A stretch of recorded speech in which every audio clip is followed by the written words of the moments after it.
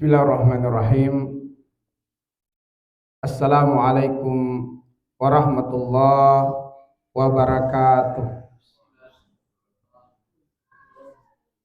Alhamdulillah, alhamdulillahirabbil alamin. Wassalatu wassalamu ala asyrafil anbiya'i wal mursalin wa ala alihi wa sahabatihi ajmain, amma ba'du. Allahumma anfa'na bima 'allamtana wa 'allimna ma yanfa'una wa zidna ilman, walhamdulillah ala kulli hal, wa na'udzubillah min hali ahlin nar. Para ustadz dan ustazat, ikhwan wal akhawat, peserta iktikaf Masjid Az-Zura, azanillahu wa iyyakum ajmain. Semoga kita semua dalam keadaan sehat walafiat, dipanjangkan umur oleh Allah dalam kebaikan, dalam ketaatan, rezekinya dibanyakan, dimudahkan, dilancarkan dan diberkahi. Semoga anak keturunan kita dicerahkan dan disolehkan masa depannya.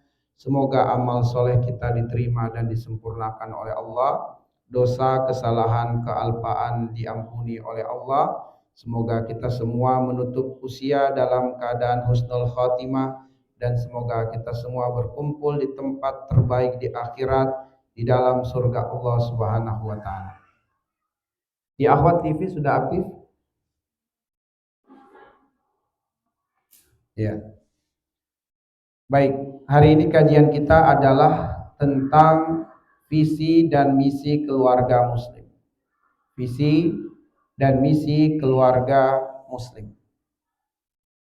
Sebagai pengantar untuk kajian ini, di dalam Al-Quran ada 4 model keluarga. Di dalam Al-Quran ada 4 model keluarga. Yang pertama, ada penggambaran di dalam Al-Quran, suami dan istri beriman, mereka beriman di dunia, dan di akhirat mereka kembali berkumpul bersama di dalam surga Allah Subhanahu wa taala. Contoh keluarga untuk kelompok ini atau model ini adalah keluarga Nabiullah Ibrahim alaihissalam. Yang kedua, ada model keluarga di mana suami masuk surga tapi istrinya masuk neraka. Jelas kebersamaan mereka di dunia tidak berlanjut di akhirat. Karena suami masuk surga, istri terhinakan di dalam neraka. Penggambaran model ini adalah keluarga Nabiullah Nuh alaihissalam dan keluarga Nabiullah Lut alaihissalam, di mana istri-istri mereka dihinakan oleh Allah ke dalam neraka.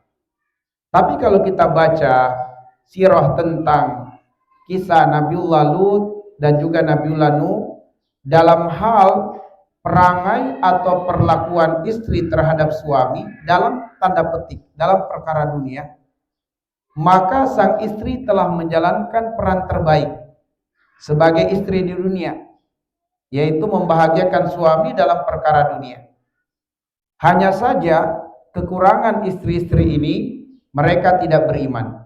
Mereka tidak mengikuti ajaran yang diserukan atau didakwakan oleh suami mereka, sehingga kebahagiaan atau kebersamaan yang mereka bangun di dunia terputus di dunia atau hanya sebatas usia di dunia, tidak berlanjut di akhirat karena sang istri dalam keadaan kafir. Model yang ketiga yaitu istri masuk surga. Istri masuk surga, tapi suami masuk ke dalam neraka. Istri masuk surga, tapi suami justru masuk ke dalam neraka. Penggambaran model ini kita temukan berkaitan dengan keluarga Fir'aun laknatullah alaih, yaitu di mana kita dapati bahwa Fir'aun ini telah menjalankan peran sebagai suami terbaik untuk istrinya dalam tanda petik dalam perkara dunia. Tidak diingkari oleh para mufassir bahwa Fir'aun itu sangat mencintai istrinya, sangat menyayangi istrinya. Cukuplah kata para mufassir yang menjadi bukti kecintaan Fir'aun terhadap istrinya adalah selamatnya bayi Musa di tangan Fir'aun. Padahal kita tahu Fir'aun ini sangat bengis, tak berbelas kasih. Setiap bayi laki-laki dari kalangan Bani Israel harus dimatikan.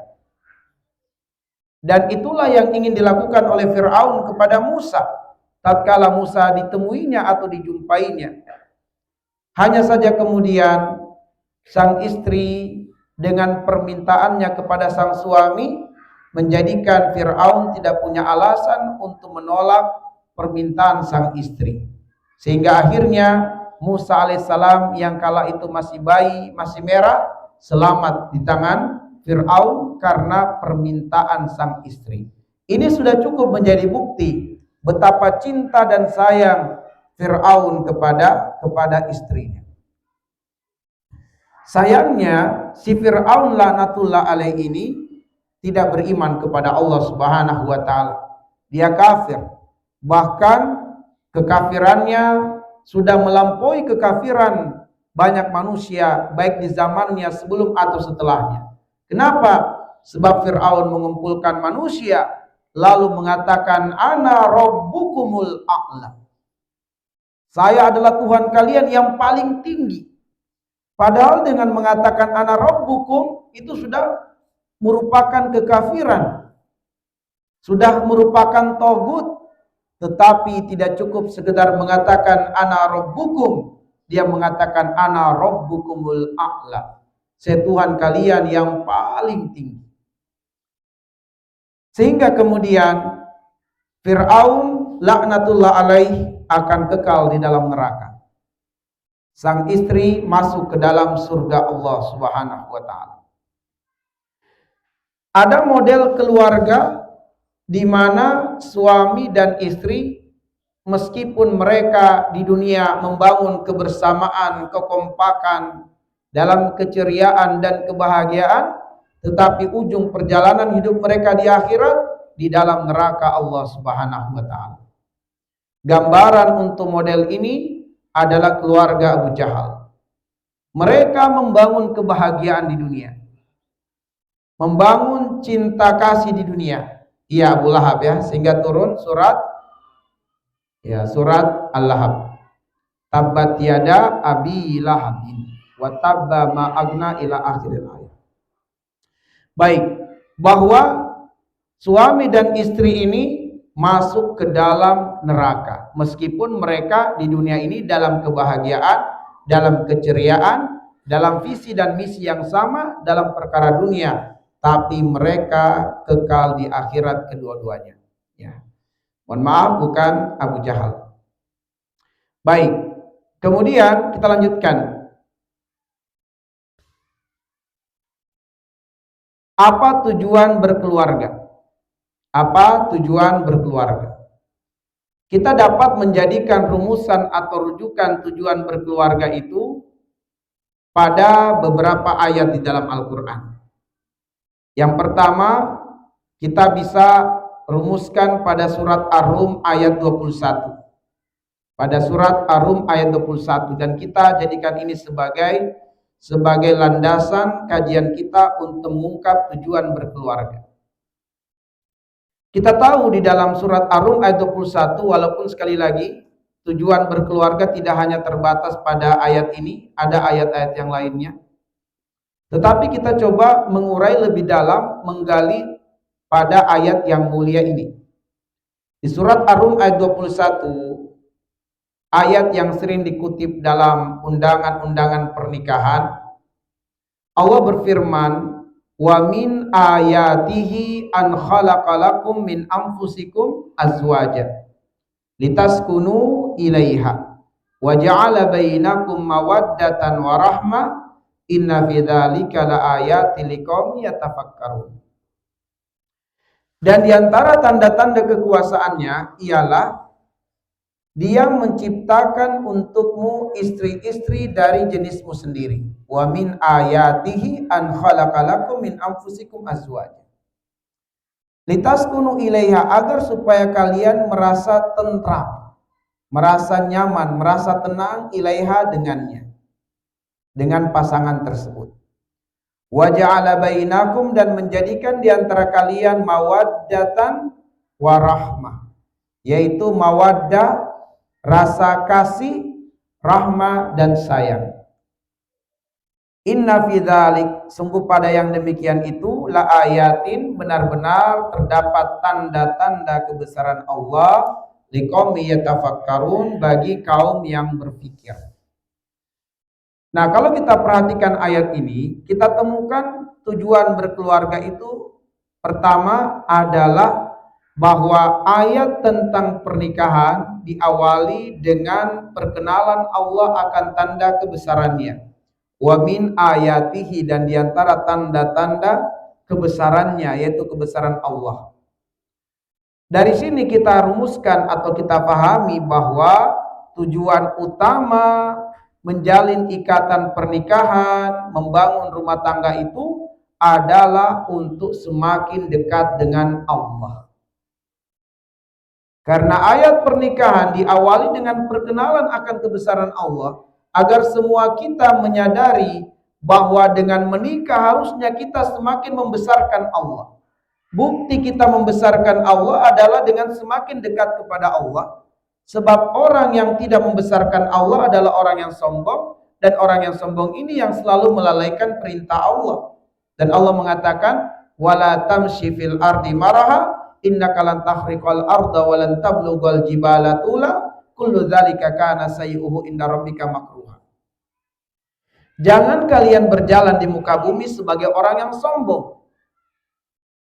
Karena kalian, kata Allah, tidak bisa membelah bumi ini dan tidak bisa menyamai tingginya gunung. Sedangkan kesombongan adalah kejahatan yang amat sangat dibenci oleh Allah Subhanahu wa taala. Surah Al-Isra ayat yang ke-37. Ya, atau ayat 39. Coba nanti dilihat lagi ya, kalau bukan ayat 37, ayat 39. Baik, apa makna janganlah kalian berjalan di muka bumi sebagai orang yang sombong? Maksudnya adalah janganlah kalian berjalan di muka bumi sebagai orang yang tidak membutuhkan Allah Subhanahu wa taala. Padahal Allah mengatakan, ya ayuhan nas antumul fuqara'u ilallah. Wahai manusia, kamu itu lemah, kamu butuh Allah Subhanahu wa taala. Tapi ada orang-orang yang merasa tidak membutuhkan Allah Subhanahu wa taala. Siapa mereka? Itulah orang yang sombong. Ya, tadi ayat 37, Al-Isra ayat 37. Jadi orang yang sombong itu orang yang tidak merasa butuh Allah. Kenapa dia tidak membutuhkan Allah? Karena dia melihat kebesaran dirinya dan tidak melihat kebesaran Allah Subhanahu wa taala. Karena dia melihat kebesaran dirinya, maka dia tidak butuh Allah Subhanahu wa taala. Bukankah kata Allah, kalla innal insana la yatagha ar-ra'ahus tabna. Sekali-kali tidak. Manusia pasti melampaui batas, berbuat kesombongan, keangkuhan, ar-ra'ahus tagna. Ketika dia melihat dirinya dalam kebesaran, dalam kecukupan, dia merasa enggak butuh lagi Allah Subhanahu wa taala. Baik, kita lanjutkan. Yang kedua, dijadikan pasangan bagi manusia, yaitu lawan jenisnya dari jenis manusia, bukan dari jenis yang lain. Sebab hari ini sedang viral di Jepang, mereka banyak yang menikah dengan boneka. Kalau kita lihat di YouTube, pernikahan unik dan teraneh di dunia.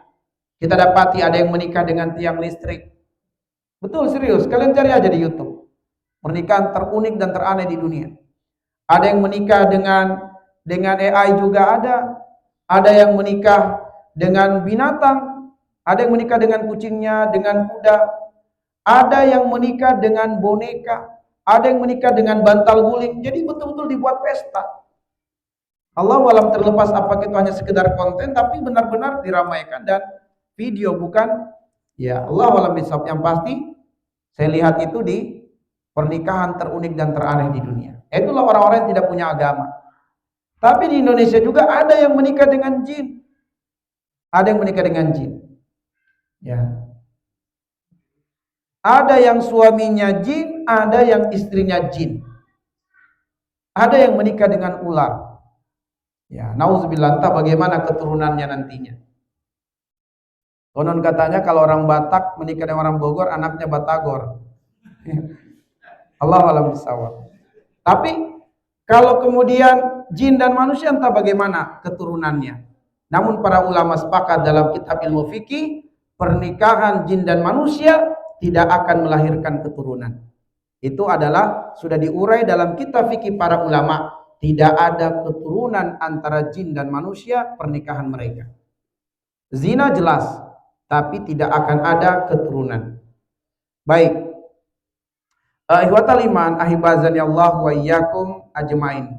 Nah, sehingga menikah dengan selain jenis manusia termasuk menyelisihi fitrah manusia dan haram hukumnya.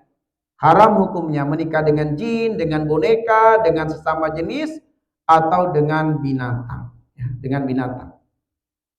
Baik, pada penggalan ayat litaskunu ilaiha, supaya kamu cenderung dan merasa tentram kepadanya, yaitu merasakan kebahagiaan secara lahir dan batin, secara dekat ataupun jauh. Jadi tujuannya menikah itu supaya tenang, tujuannya menikah supaya bahagia, bukan menikah malah bertengkar setiap hari. Apa arti pernikahan kalau diwarnai dengan pertengkaran? Apa makna pernikahan kalau diwarnai dengan permusuhan, saling perhitungan? Padahal kata Allah, hunna libasul lakum wa antum libasul lahunna. Istri itu pakaian terbaik bagi suami, suami pakaian terbaik bagi istrinya. Seorang suami yang memuliakan istri sebenarnya dia sedang memuliakan dirinya sendiri. Seorang istri yang memuliakan suami, dia sedang memuliakan dirinya sendiri. Itulah Islam, bukan hitung-hitungan dengan pasangannya. Kalau hitung-hitungan dengan pasangan itu sudah diwarnai dengan ketakutan bahwa kalau saya terlalu loyal dengan dia, bagaimana kalau saya pisah? Bagaimana kalau saya cerai? Allah jadikan ujung-ujung pernikahan mereka adalah pisah dan cerai.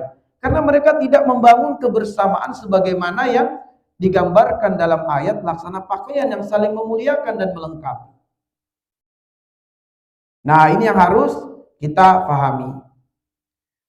Bahkan para ulama mengatakan bahwa wa min ayatihi an khalaqa lakum, bahwa Allah itu sudah menciptakan untuk kita pasangan berdasarkan ilmunya. Berdasarkan ilmunya. Adakah kita akan mencurigai ilmu Allah keliru dan salah? Adakah kita menuduh kok Allah memberikan saya pasangan ini kayaknya Allah keliru deh, kayaknya nggak cocok nih? Ini adalah orang-orang yang suuzon dengan Allah, akhirnya Allah jadikan seperti persangkaannya. Karena dia merasa bahwa saya lebih layak mendapatkan pasangan yang terbaik ketimbang dia, akhirnya selalu dia dapati dalam perjalanannya berumah tangga kekurangan-kekurangan pasangannya. Ya, kekurangan-kekurangan pasangannya. Sehingga pasti ujung dari perjalanan rumah tangga mereka ini susah dipertahankan karena dibangun dari prasangka yang buruk dan suuzon kepada Allah Subhanahu wa taala. Ya. Allah yang memasangkan kita dengan pasangan yang terbaik dalam ilmu Allah Subhanahu wa taala karena pengenalan Allah yang sempurna atas diri kita. Inni a'lamu ghaibas samawati wal ard wa a'lamu ma tubduna wa ma kuntum taktumun, kata Allah. Rahasia langit, rahasia bumi dalam ilmu Allah. Manusia, jangankan lahiriahnya, batiniahnya pun Allah tahu, Allah kenali, sehingga pengenalan Allah atas manusia melebihi pengenalan manusia itu atas dirinya sendiri. Sehingga pasangan yang Allah hadirkan di muka bumi ini untuk kita adalah pasangan terbaik dalam ilmu Allah Subhanahu wa ta'ala. Maka litaskunu ilaiha, supaya kamu cenderung dan merasa tentram kepadanya, yaitu merasakan kebahagiaan lahir dan batin secara dekat ataupun jauh. Pada penggalan ayat wa ja'ala bainakum mawaddatan wa rahmah, dan dijadikannya di antaramu rasa kasih dan sayang, bahwa membangun keluarga berarti membangun tanggung jawab, saling mengasihi, melindungi dan saling memahami. Istri butuh dikasihi, suami butuh dipercaya. Sebagian ulama memaknai mawaddah itu adalah kecintaan seseorang terhadap pasangannya karena kelebihan-kelebihan yang ada pada pasangan atau karena manfaat yang dia dapatkan dari pasangannya. Maka dia mencintai pasangannya dikarenakan kelebihan-kelebihan yang ada pada pasangan atau karena manfaat-manfaat yang dia rasakan yang membuatnya tentram dan bahagia dari pasangannya. Ini namanya cinta mawaddah. Ya. Dan cinta ini sangat dibutuhkan untuk menjaga mata dan pandangan pasangan dari melirik wanita lain atau melirik laki-laki lain. Tapi ada cinta yang lebih dahsyat dari cinta mawaddah. Cinta itu adalah rahmah. Cinta rahmah ihwatal iman. Kita tidak lagi mencintai pasangan karena manfaat yang kita dapatkan dari pasangan kita. Kita tidak lagi mencintai pasangan karena kelebihan-kelebihan yang ada padanya. Tapi cinta rahmah itu kecintaan kita kepada pasangan kita karena dia yang ditakdirkan dan dipilih Allah sebagai pasangan untuk diri kita. Maka kita mencintai dia karena perintah Allah Subhanahu wa taala sebagai pasangan untuk melindungi pasangannya dan menolong pasangannya. Sehingga apabila kemudian pasangan kita diuji oleh Allah dengan sakit yang parah sehingga dia tidak bisa memberikan pelayanan kepada pasangannya, tidak bisa membantu pasangannya tidak akan meninggalkannya, melainkan dia akan mendampinginya, mengurusnya sampai Allah sembuhkan atau Allah tolong dia dari ujian sakitnya. Ada di daerah BNR salah seorang jamaah yang kemudian istrinya terkena kanker stadium 4. Jamaah ini salah seorang jamaah yang aktif di Masjid Al-Muhajirin di Pamoyanan. Mohon maaf, bukan BNR ya, Pamoyanan. Mohon maaf, bukan daerah BNR tapi Pamoyanan. Nah, suatu ketika sang suami menelpon saya. Ustadz, saya lihat ada jadwal Ustadz ngisi kajian hari Sabtu ketiga. Oh iya benar. Ustadz mohon izin jika berkenan ke rumah saya mampir setelah kajian. Siap. Saya mampir ke rumahnya. Ternyata istrinya terbaring sakit kanker stadium 4. Kemo sudah beberapa kali tapi belum membuahkan hasil, malah tubuh semakin lemah. Lalu kemudian sang suami mengatakan, Ustadz ini istri saya. Saya masuk sampai ke dalam kamar rumahnya. Dia mengatakan, Ustadz istri saya butuh dikuatkan, butuh dinasehati. Istrinya menangis. Lalu kemudian, Ustadz mohon saya diberi nasihat dan penguatan agar bersabar dalam musibah ini. Sebelum itu dia bercerita, Ustadz, suami saya ini, Masya Allah, dia sekarang telah dipecat dari pekerjaannya karena mengurus saya. Sudah 2 tahun ini saya tidak pernah melayaninya. 2 tahun ini saya hanya terbaring. 2 tahun ini dia dengan setia mendampingi saya sampai akhirnya dia dipecat dari perusahaan dan jabatan yang tinggi. Ya. Lalu apa kata suaminya sambil menangis, wahai istriku, jangan kamu sebut itu. Demi Allah, engkau adalah istriku, aku akan berjuang untuk mendampingimu sampai Allah sembuhkan kamu. Ini juga adalah ujian dari saya. Kita bersama melewati masalah ini. Saya tidak pengen engkau diuji dengan sakit dan engkau melewatinya sendiri. Kata suaminya, kami hanya ada anak kecil Ustadz dan pembantu. Kami ada keluarga tapi kami tidak ingin merepotkan keluarga sebab keluarga juga punya keluarganya masing-masing. Siapa lagi yang akan mengurus istri saya kalau bukan saya yang dipilih Allah sebagai suaminya? Ini sudah ditakdirkan Allah bahwa istri saya diuji dengan sakit dan saya dipilih oleh Allah sebagai suaminya. Saya harus mengurusnya. Sampai kemudian kita kuatkan dan nasihati istrinya supaya semakin ridho dengan takdir Allah Subhanahu wa taala. 2 minggu kemudian saya ditelepon oleh suaminya, Ustadz mohon maaf atas istri saya, beliau telah meninggal dunia. Beliau telah meninggal dunia. Dan kami menjadi saksi, istri saya meninggal dalam keadaan tenang, dalam keadaan senyum, dalam keadaan mengucapkan la ilaha illallah. Memang istrinya dikenal termasuk aktif dalam kegiatan muslimah. Ya, tapi dia diuji oleh Allah Subhanahu wa taala dengan ujian kanker, ya, kanker stadium 4. Baik. Allahu a'lam bishawab. Tapi itulah kenyataannya bahwa ini saya katakan kepada beliau, inilah cinta rahmah. Inilah cinta rahmah. Sebab dia punya kemampuan untuk menceraikan istrinya. Dan istrinya pun sudah minta demikian. suamiku kalau engkau tidak sabar, kembalikan aku. Dia sampaikan itu pada saat saya nasihati, dia mengatakan, saya sangat sayang kepada suami saya. Saya sudah memberikan keluasan padanya, ceraikan saya supaya saya bisa diurus oleh keluarga saya. Biarkanlah suami saya yang melanjutkan kehidupan yang lebih terbaik. Tapi suami saya nggak mau. Dia terus berjuang hatta yantahiyas sabru anhu, sampai habis kesabaran dalam dirinya. Baik, Masya Allah. Nah inilah yang saya sebutkan cinta rahmat. Mencintai pasangan bukan lagi karena ada kelebihan padanya. Mencintai pasangan bukan karena dia mendapatkan manfaat dari pasangannya. Malah dia yang kalau ditimbang dari kacamata dunia rugi. Posisinya jabatan tinggi di sebuah perusahaan ternama, dia harus dipecat. Karena dia selalu cuti-cuti demi mendampingi istrinya. Ya, akhirnya dia dipecat. Ya. Dia rela, dia tidak berpikir dari bagaimana nanti, yang nggak pikir, yang penting istrinya sehat dulu, sembuh dulu. Itulah takdir Allah Subhanahu wa ta'ala. Baik, kita lanjutkan. Nah, berikutnya adalah di antara tafsiran dari makna warahmah, ini tafsirannya Hasan Al-Basri rahimahullah. Bahwa di antara tafsiran dari makna rahmah adalah keturunan. Keturunan harus diarahkan untuk dekat dengan Allah. Jadi Imam Hasan Al-Basri menafsirkan mawaddah itu adalah tafahum. Ya, saling memahami, saling melengkapi. Bahwa jika kemudian suami istri ini tafahum, ada cinta mawaddah sehingga mereka saling melengkapi, mereka saling mensyukuri kelebihan dan saling bersabar dengan kekurangan, tafahum namanya, saling pengertian, sevisi semisi. Ini tips terkuat kata Imam Hasan Al-Basri untuk mendapatkan rahmah, yaitu keturunan.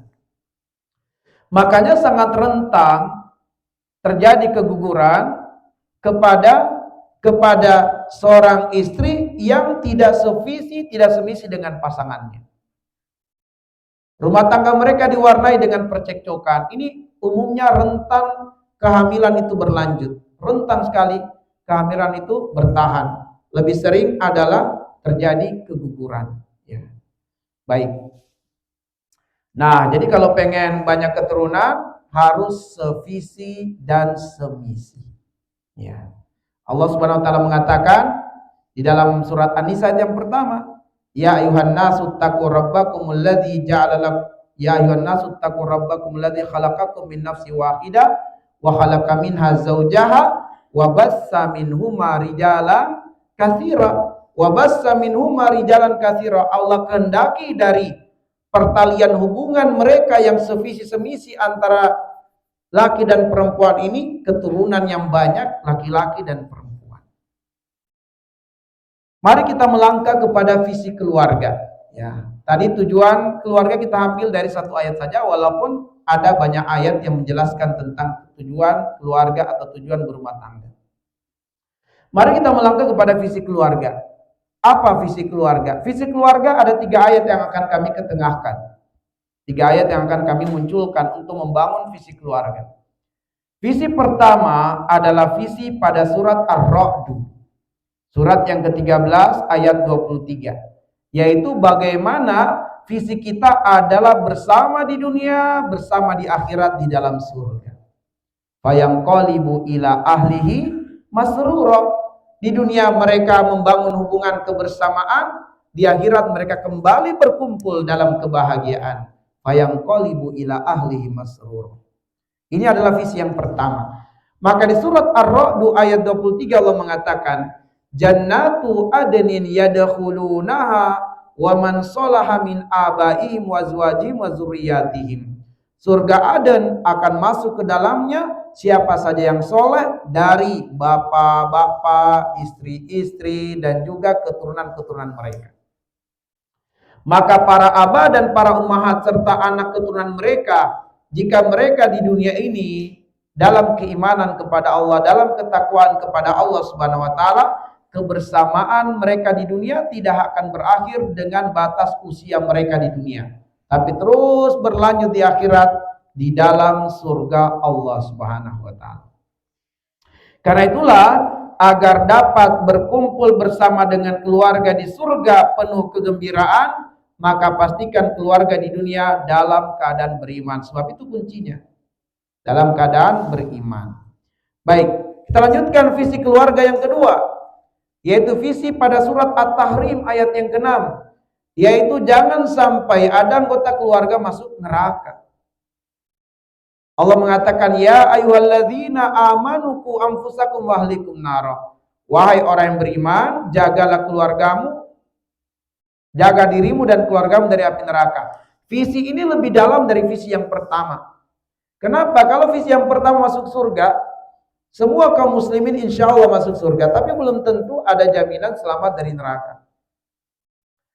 Jadi ada hamba-hamba Allah masuk surga, tapi ternyata di antara mereka sebelum masuk surga ada yang transit dulu ke dalam neraka.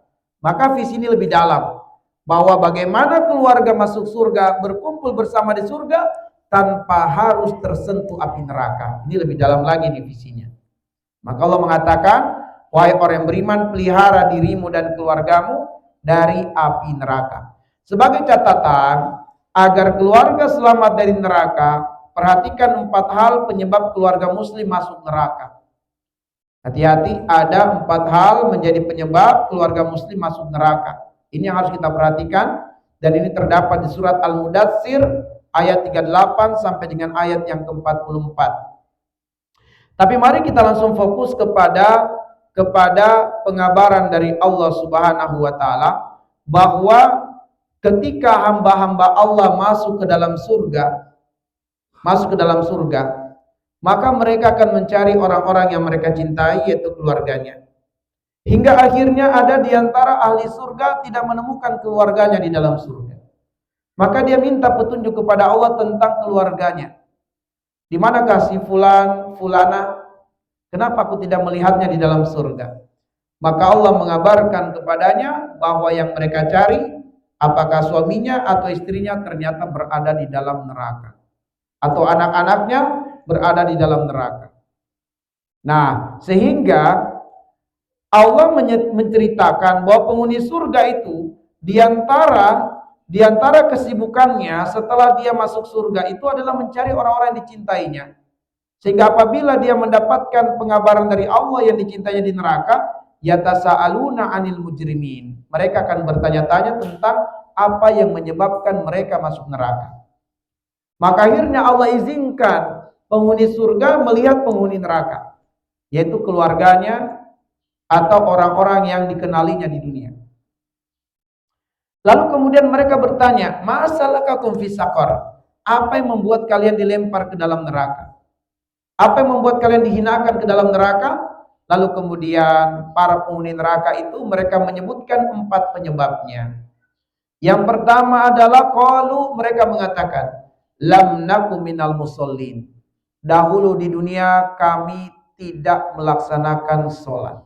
Maka hati-hati, jangan sampai pasangan kita tidak sholat, khawatir kita tidak bersama di surga. Jangan sampai ada anak kita yang tidak sholat, khawatir dia tidak bisa bersama dengan keluarganya di dalam surga. Maka jangan sampai. Karena itu supaya kita bersama dunia, bersama akhirat, satu keluarga harus tolong menolong, kuat menguatkan, ingat mengingatkan, menjalankan sholat.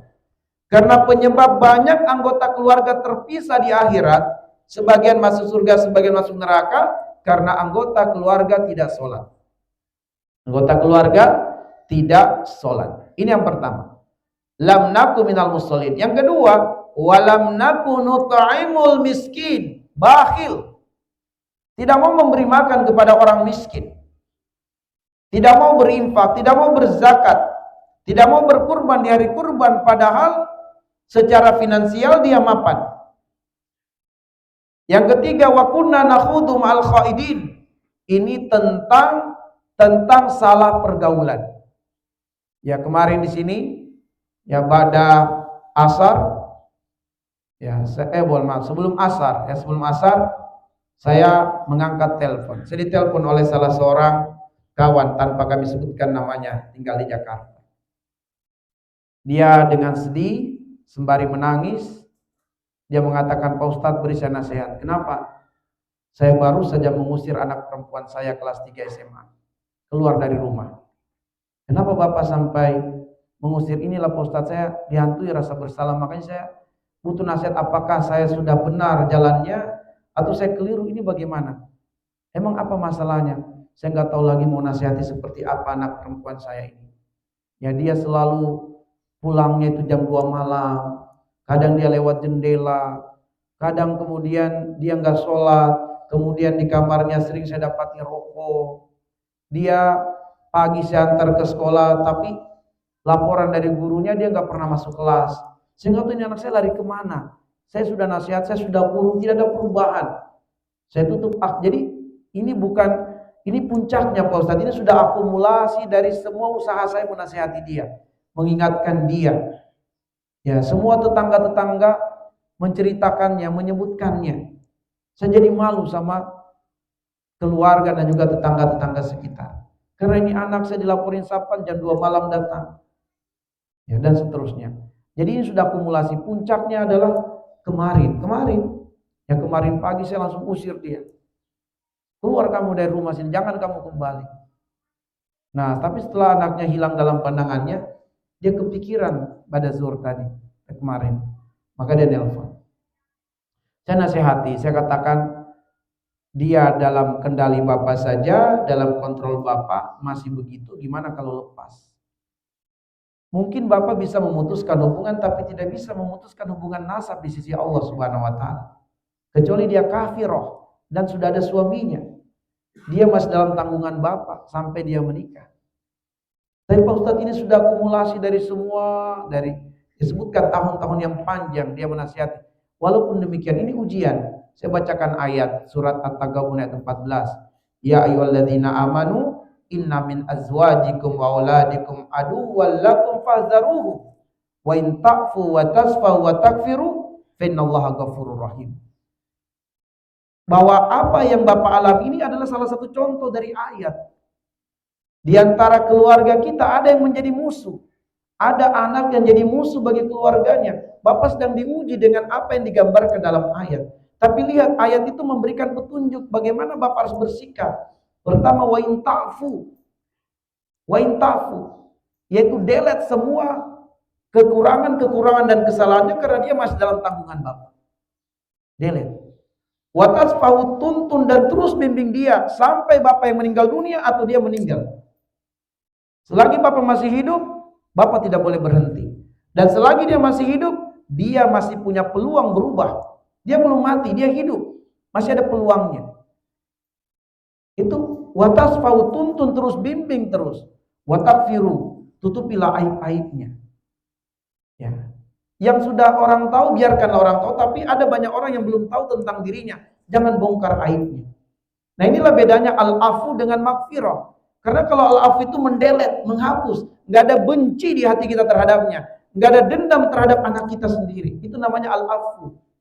Sedangkan maghfirah itu menutupi kekurangannya, aibnya, cacatnya, nggak boleh kita bongkar. Adapun yang sudah terlanjur tahu itu takdir Allah. Tapi yang belum tahu kita tutupi aib anak kita sendiri. Nah, karena itulah ketika kita berdoa Allahumma innaka afuwun karim, itu kita minta kepada Allah agar supaya Allah mendelet, bukan sekedar menutupi aib kita, tapi aib itu betul-betul dihilangkan oleh Allah. Gak usah ditutupi, wahai Allah, hapus saja.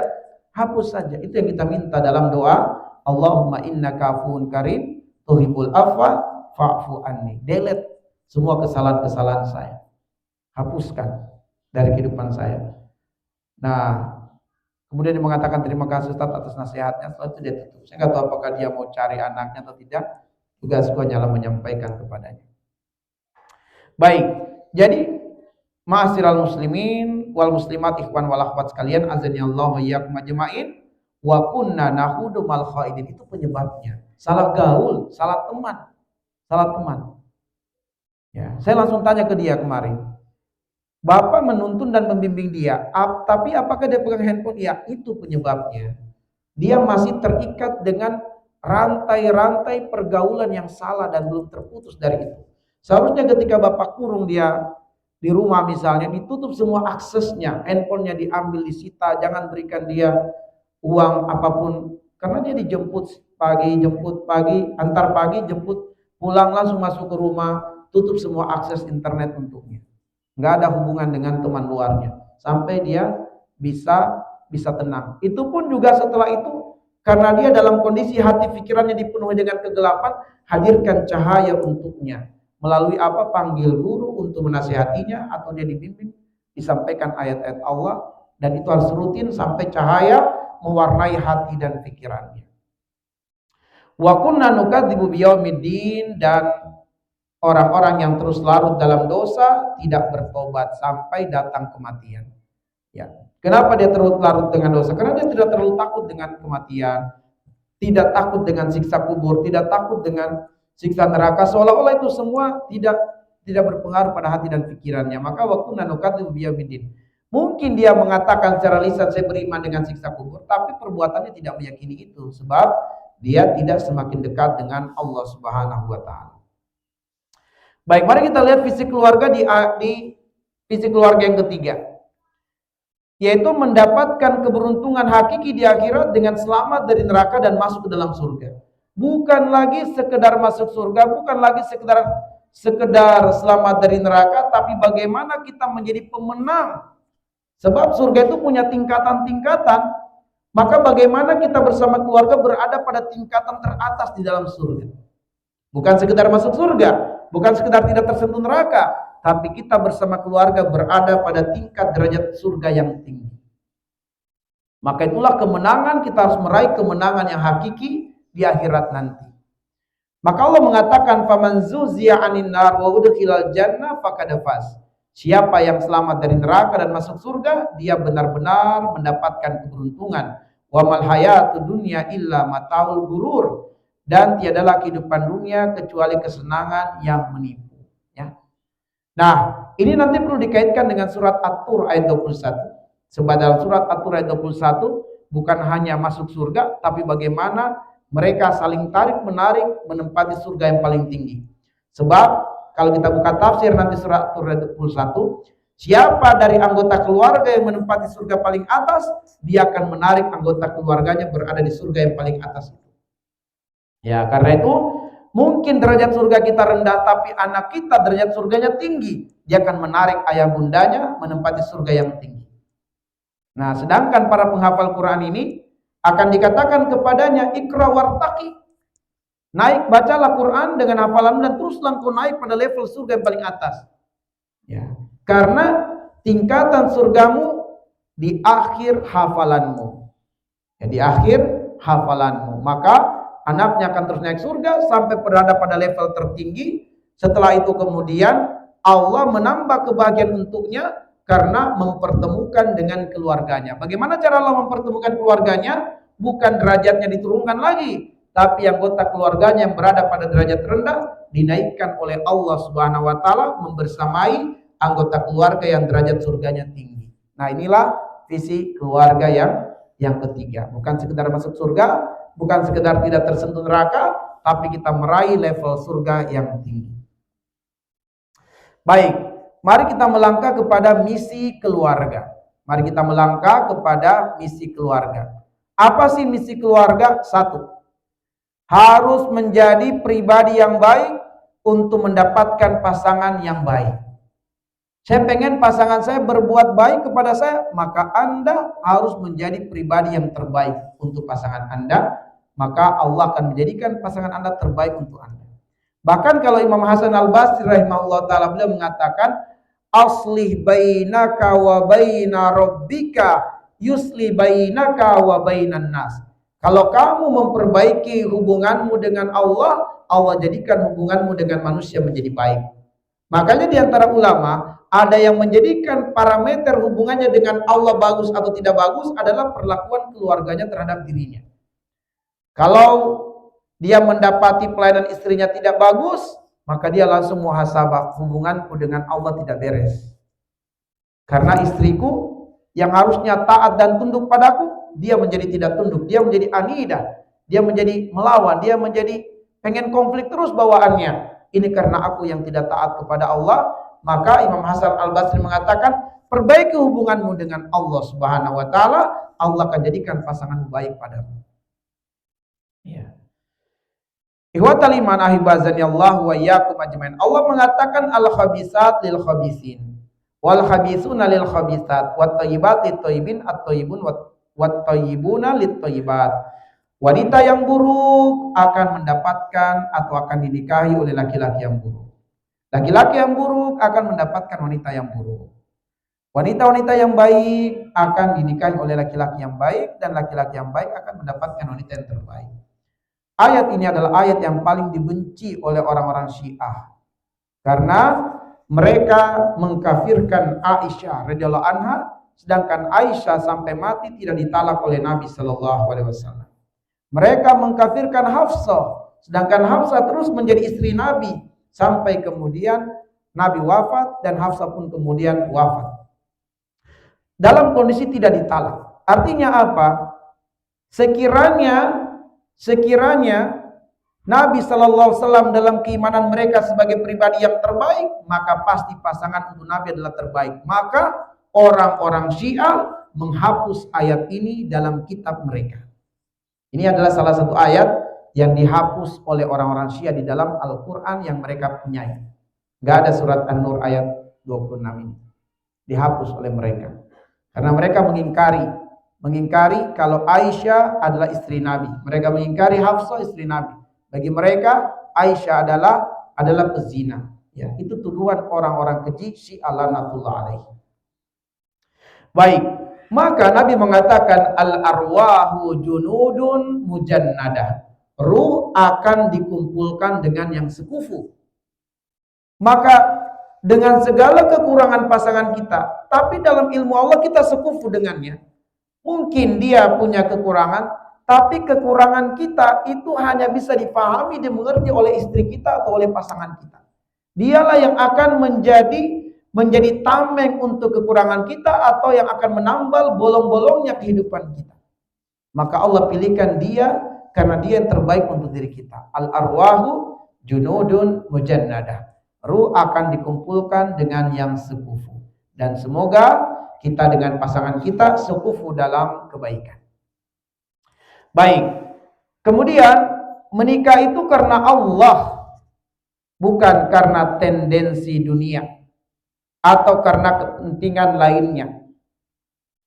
Keluarga yang dibangun karena selain Allah akan rapuh sebagaimana rapuhnya rumah laba-laba. Rumah laba-laba itu terbangun dari benang terkuat di dunia.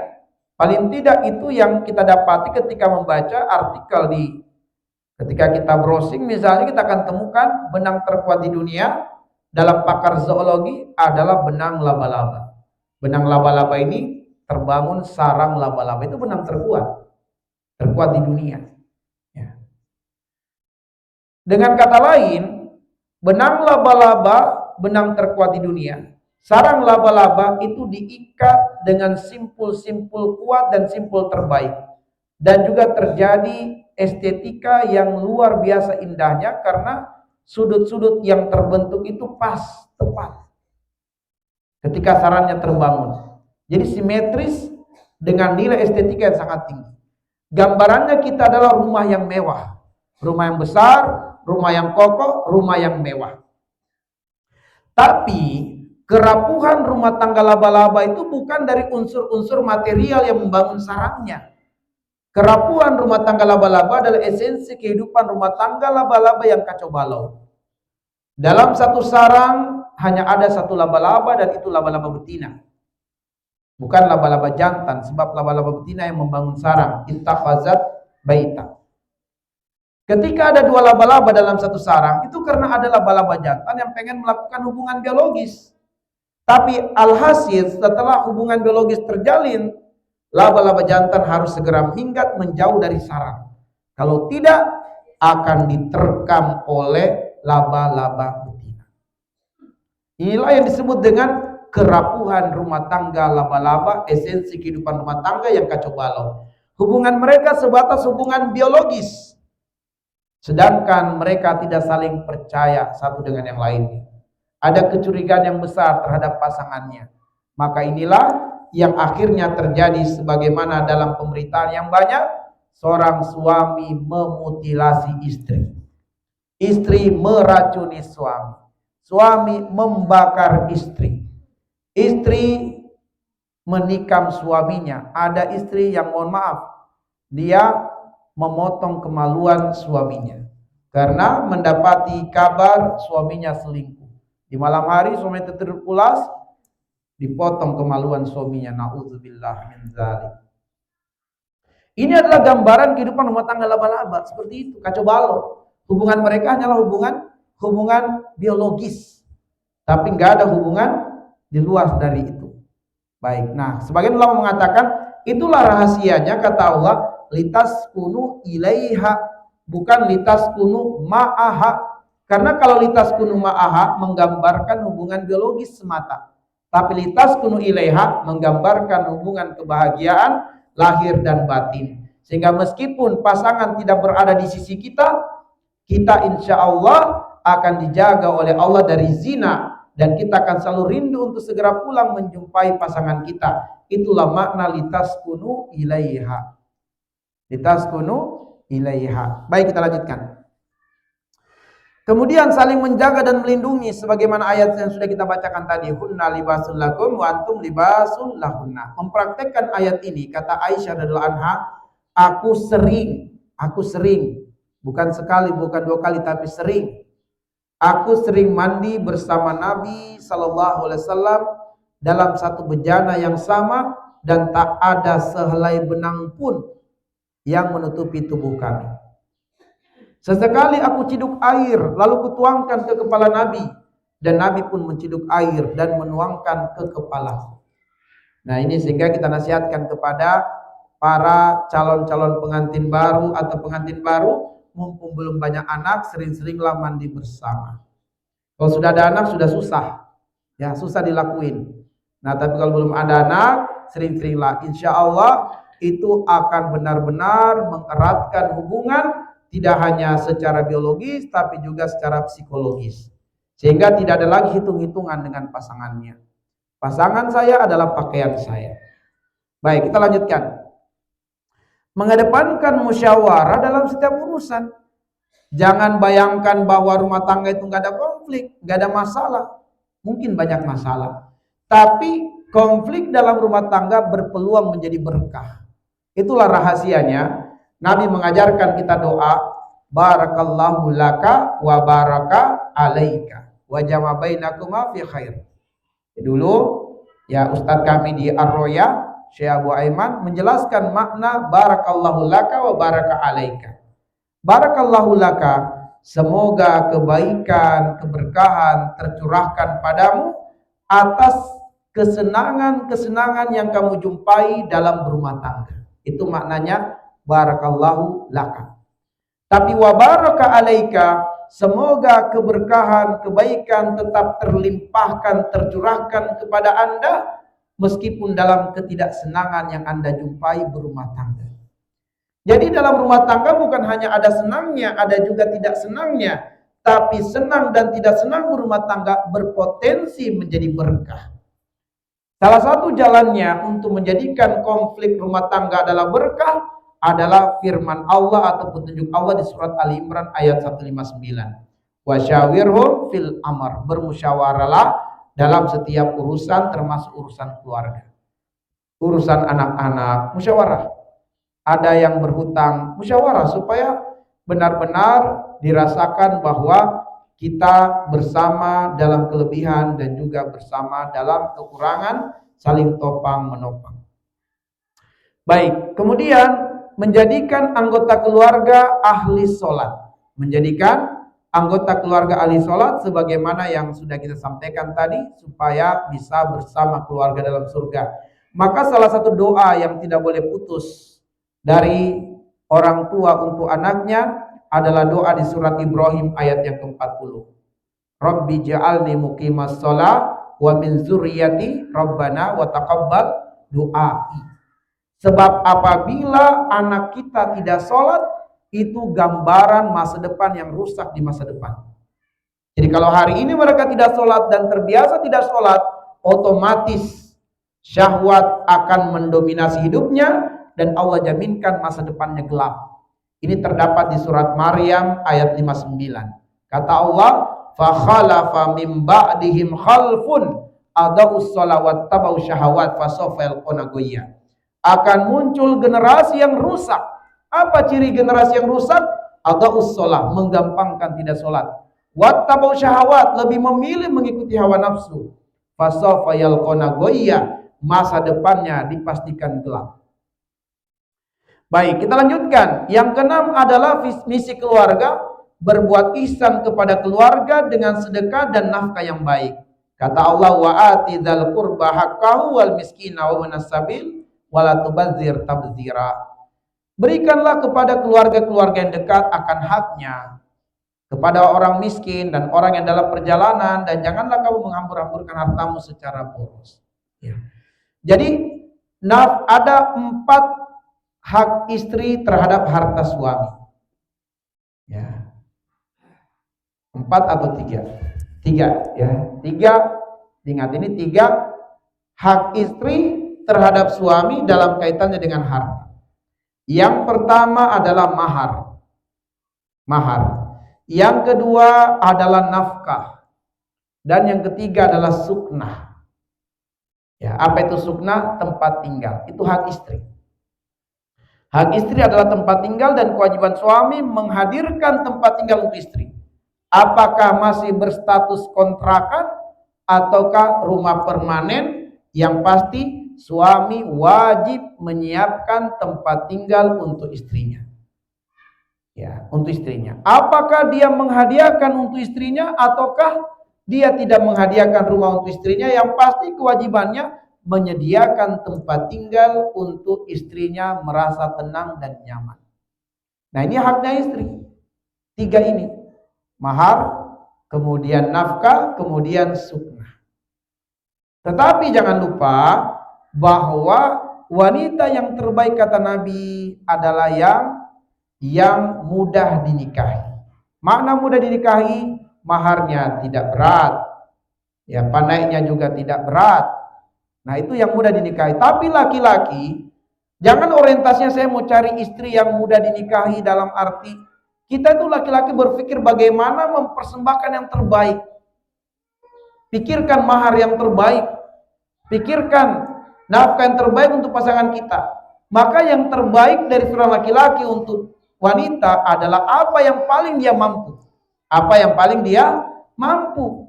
Bukan yang dia berikan ke pasangannya atau calon pasangannya, apa yang paling minimal dari yang dia mampu. Berikan yang paling maksimal dari yang kita mampu, bukan yang paling minimal. Berikan yang terbaik. Tapi seorang wanita atau wali dari perempuan, hendaknya dia mempermudah, yaitu kalau memang sudah kemampuannya ikhwan demikian, maka dimudahkan supaya tidak terjadi fitnah di antara keduanya.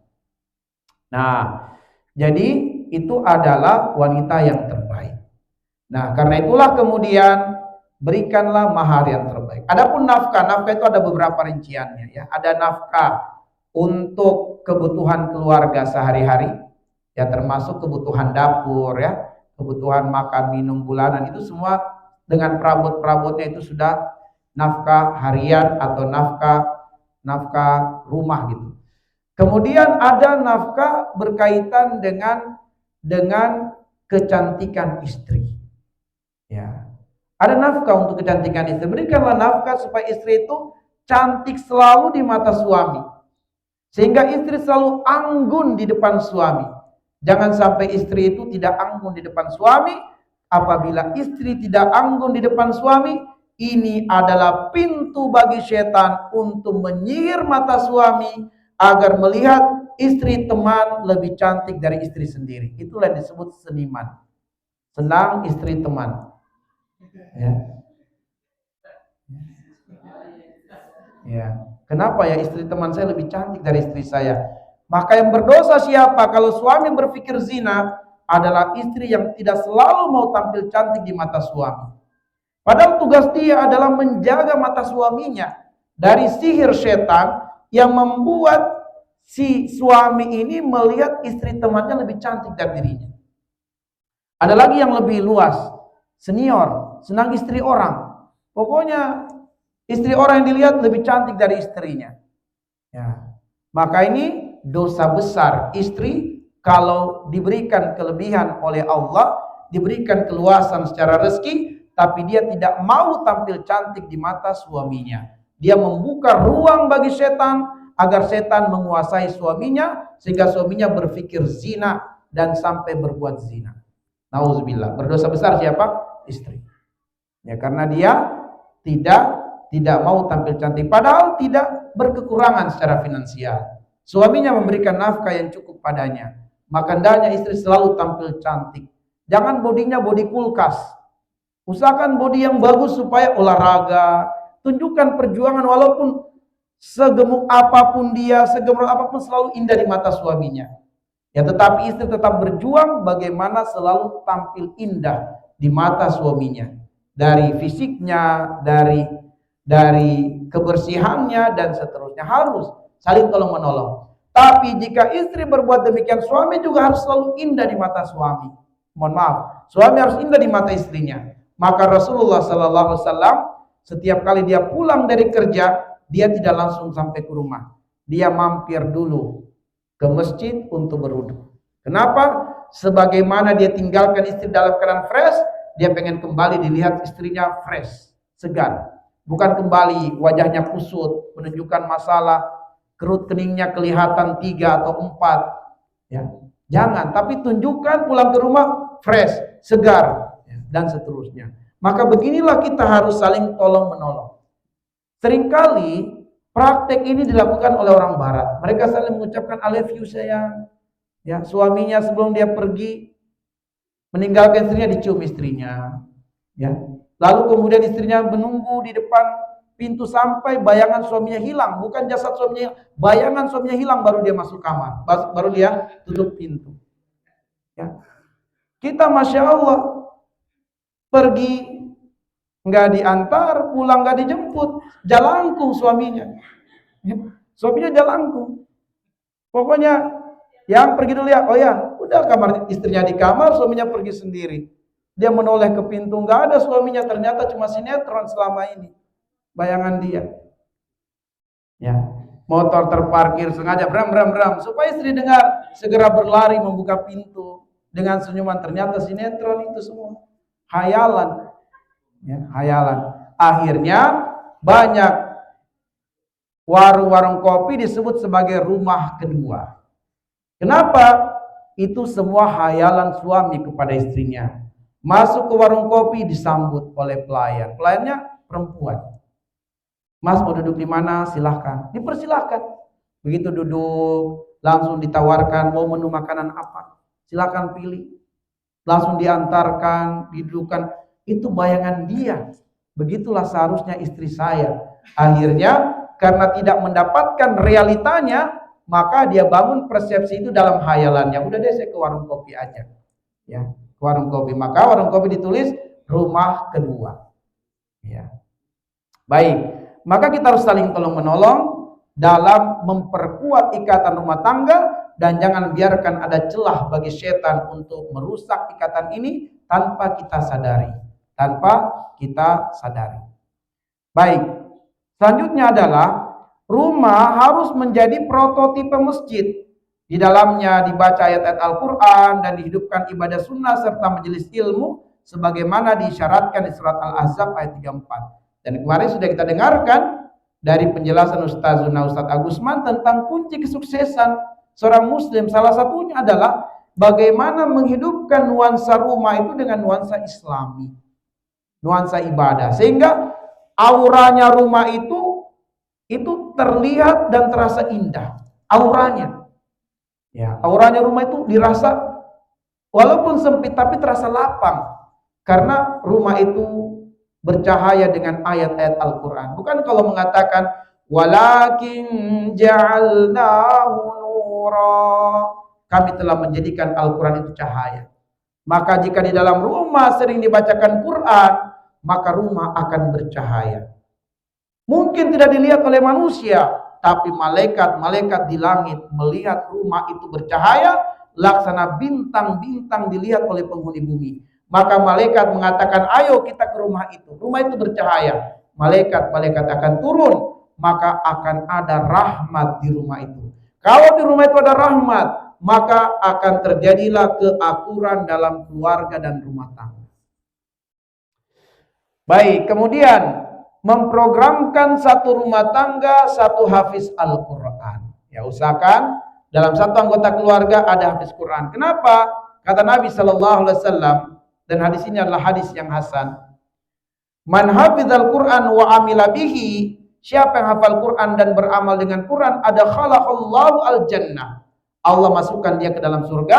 Wa syafa'ahu fi asyrati min ahli baitihi, dan Allah berikan kewenangan kepada penghafal Quran itu memberikan syafaat kepada 10 orang anggota keluarganya, qadistau jabu annar, yang kemungkinannya atau seharusnya berada di dalam neraka. Tapi karena ada satu penghafal Quran, dia bisa menarik 10 orang anggota keluarga ke dalam surga.